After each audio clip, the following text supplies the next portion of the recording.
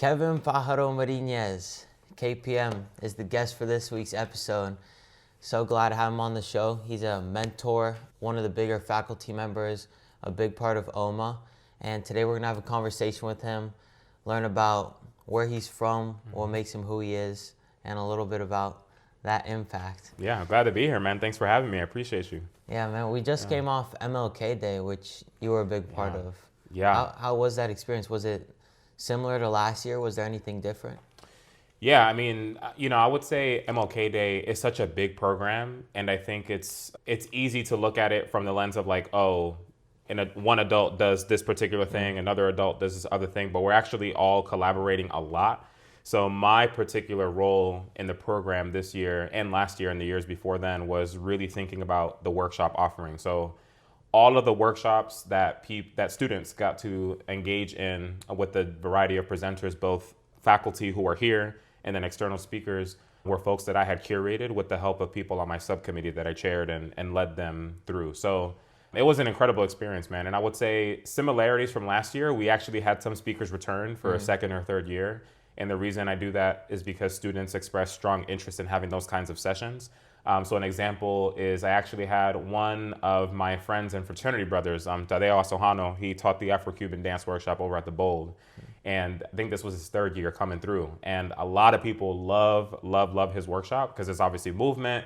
You get to learn a little bit more about the context of the dance and where the style comes from and all these things. But I think people really value, students especially, being able to move through something as opposed to just be in dialogue or like have somebody talk at you. But we also had sessions that had a variety of different ways of learning. So if you wanted something a bit more lecture-based, you had that. If you wanted something that was more akin to a Harkness conversation, you had that. But if you wanted to move your body or make something with your hands, you had that. So I think as I engage in this program in years to come, I'm trying to make sure that I can keep getting better from the feedback that students give me.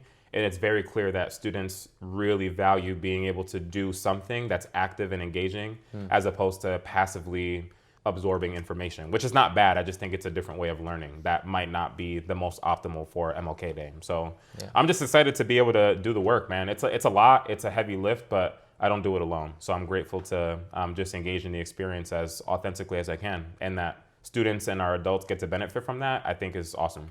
Yeah, it was great to see you up there at the assembly and everything. Yeah, I appreciate you, man. Yeah, I'm always thinking like with our assemblies, with the MLK Day when we have all these speakers, I mean, it's really just amazing how this school has so much pull to get these people who are like so important just to come speak with us. It's great. I know MLK Day it's been a thing here at Exeter for a few decades. Do you know how that's expanded or maybe what it started off as? I'm sure it was a lot smaller in the beginning. Yeah, I mean, it's a great question. So, I've only been here, this is my 5th year at the academy. And so MLK Day, as far as I know, has had a lot of history way before my time. So I think the way that the program has shaped on campus, I would imagine that it likely looked way different than what we have now.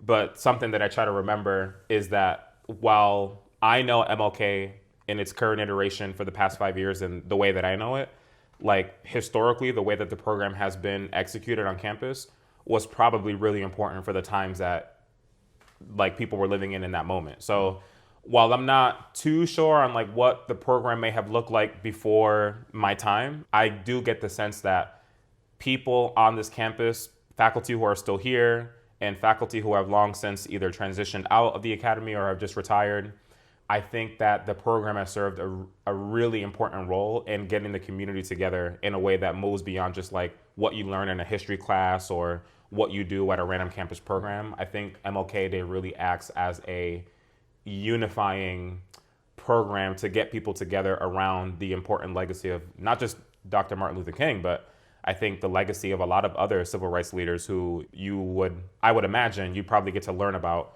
during the day in through a lot of different like mechanisms and modes of learning. So yeah, that's a long way to say that while I'm not too sure what the specifics of the program look like before my time, I would say that historically the program and the way that it's been run honestly has paved the way for a lot of the innovations and different things we've been able to do now in its current form. So I'm hoping that even when I'm not here at Exeter anymore long after in the future, that like I set a good foundation for someone to take the structure that we have created and make it even better. So that's always my idea, is like, how do I build a solid foundation for someone else to be able to pick up and learn from and make it even better? What really brought you to Exeter, actually?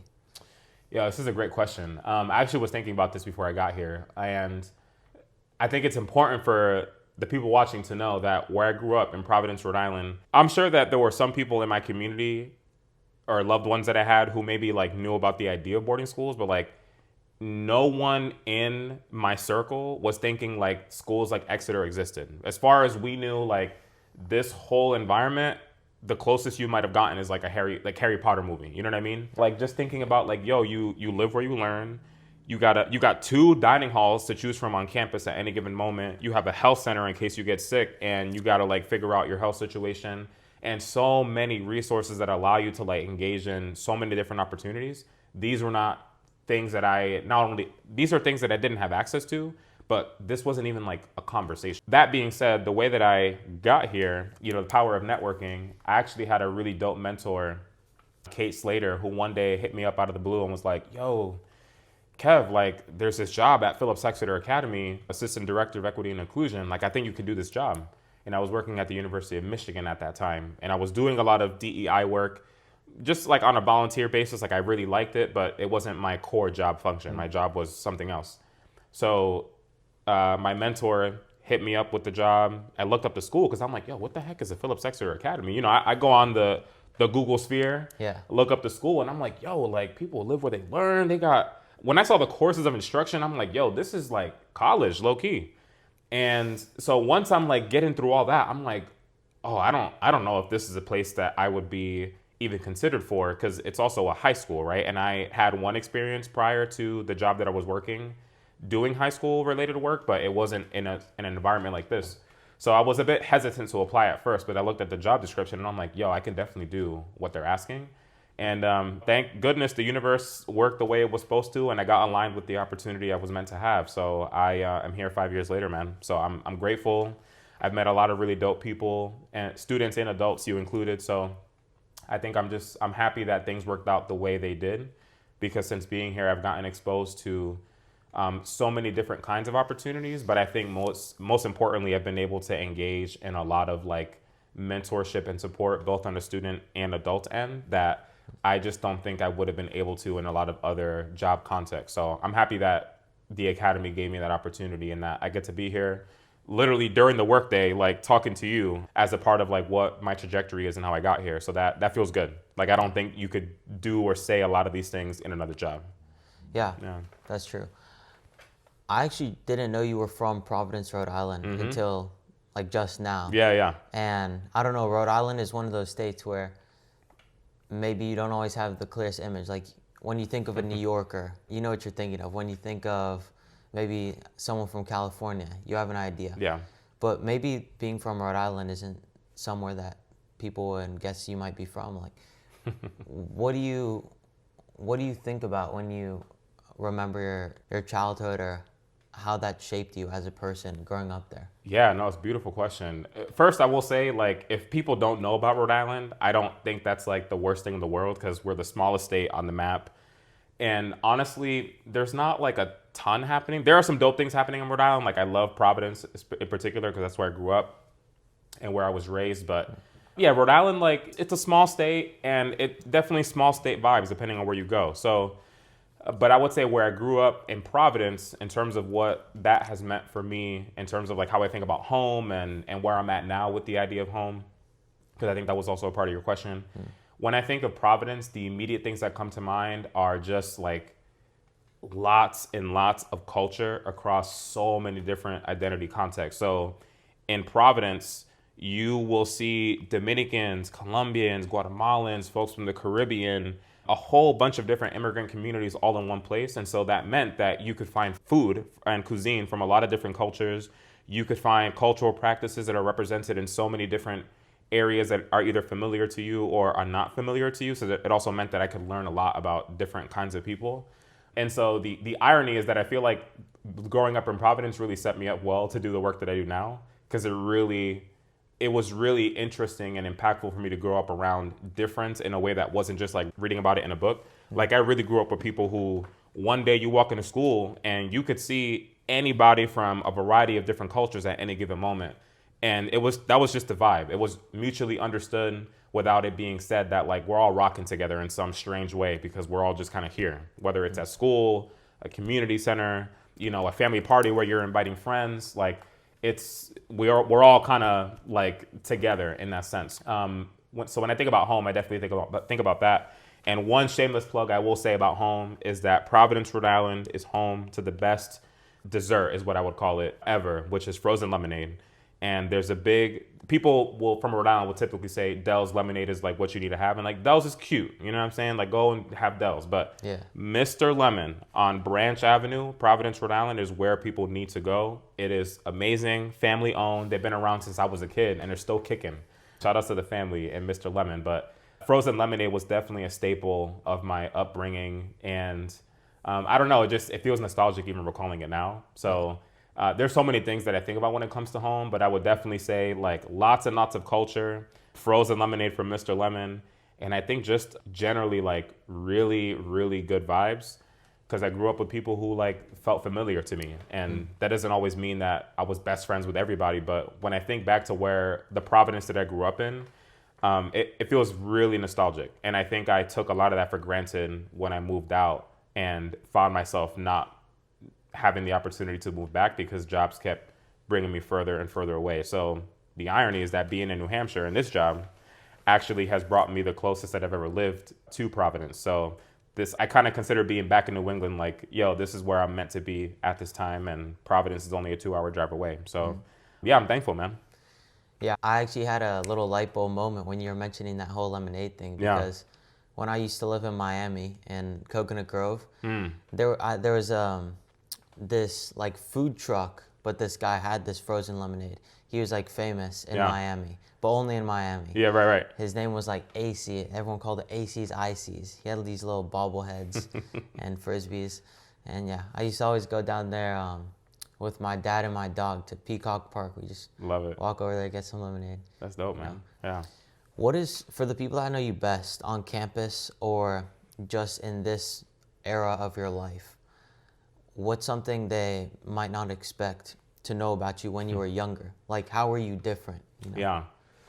Man, when I was younger, obviously, like, people who know me now, like, I got like 4 septum piercings, earrings, a nose, double nose piercing, and all these different things on my face. But I had none of that when I was a kid. And honestly, I'm a nerd now, but, like, I was super nerdy when I was young.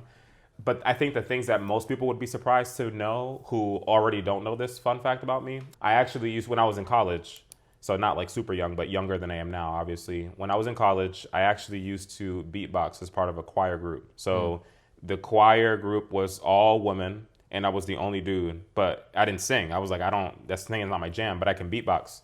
And so I auditioned and we performed a couple times and I'd be beatboxing in the back. And when I think about it, I'm like, yo, that's so wild that I was really beatboxing as part of an a cappella group. I think that's funny. That's cool though. Yeah, no, it's dope. You got that like chill vibe about you, you know? Yeah, no, I appreciate that, it's like man. unexpected, but like cool. Yeah, and I think I have this job that like, I think on paper and the way that I'm front facing with students and adults, like there's a vibe or an energy around this job that makes it feel like I am always super professional. And I am, right? Like, because you have to be. But I think a lot of people are surprised to know that, like, I get down when it comes to video games, right? Whether it's Mario Kart or Super Smash, you can ask the Soul Hall boys about me. I get it in. So yeah. I think there are parts of my life from when I was young that still bleed over into today that I think actually give me an edge when I'm connecting with students. Because when they first meet me, they're like, yo, like, Mr. Paulo Mariñez is, like, super official all the time and all these things. But once I play, like, a game of Super Smash Bros. Or, like, I tell people what kind of music I've been into lately, they're like, oh, yo, like, actually you're, like, you have a chill vibe about you. Like, all the things that you said, I think students start to experience from me. And that actually makes me feel really good. Not because I'm trying to put on an act, but I think I'm trying to make sure that students understand that you can be professional, super smart, intellectual, and all the things, but you don't have to let go of pieces of your life, hobbies, passions you have that make you like a whole human outside of the value you bring to work. Like your value is not only centered on what you produce in a work sense. Your value is like you being here is enough. And the things that you're interested, the things that you do are enough. So I think I try to embody that in the way that I connect with people, and I hope that comes through. So I'm always really grateful when folks tell me that I have an easygoing vibe about me, or like that my energy feels good to be around, because I don't take for granted, because you have to curate that. And I want that to feel real and genuine and not something artificial. Was that like a cousin? Was that a family member?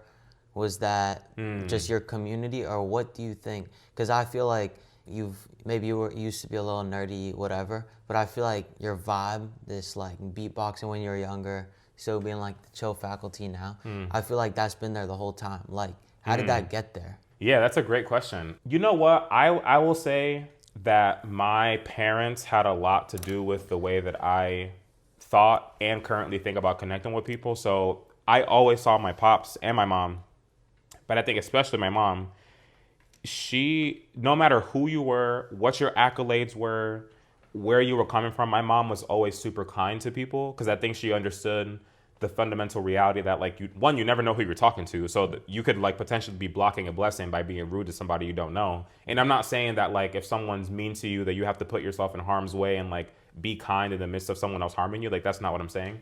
But I think my parents taught me the value of always recognizing that like any degree that you have, any accomplishment that you have, you're never above like saying what's up to someone or like making them feel seen.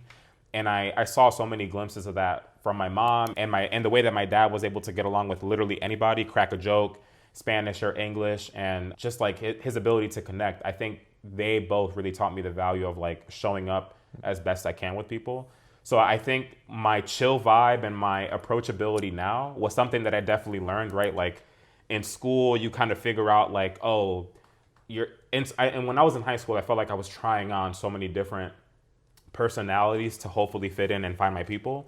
And I eventually did, but what I realized now as an adult looking back was that I was trying really hard to figure out like who my people were. And sometimes I was willing to do things that I didn't feel internally aligned with, but I was like, well, if it's between getting roasted on or trying to just like fit in, I'm gonna choose the latter, because why would I want to get roasted on for trying to like be edgy or be myself? And now that I'm like an adult, I do men and masculinities work. I'm always thinking about like, what are the pressures that not just men feel, but people feel in general to like be something they're not, and how might that prevent them from being in community with people or in relationship with people in ways that feel genuine. So I think my parents had a big hand in that, honestly, and I'm sure other loved ones and other folks in my life like definitely helped to shape that trajectory. But when I think about people who really set the foundation, I do think my parents were key figures in helping me to understand like, oh, having a connection with people is super important beyond just like what they can bring to you. It actually feels nice to know that you're in the practice of like making someone else feel seen. And that for me is enough. So people who saw the Exonian Faculty of the Week article probably saw the title and was Shout like, out. yeah, I appreciate you. You saw the title was like a fist bump a day keeps the doctor away. But the irony is that the fist bump is the way that I practice like helping people feel seen. So even if I don't know a student's name, but I've seen them on the path 3 times, I'm like, yo, what's up? And then like, boom. And sometimes they're smiling and I'm like, all right, bet, like I'll take it. Hopefully I was a decent part of their day.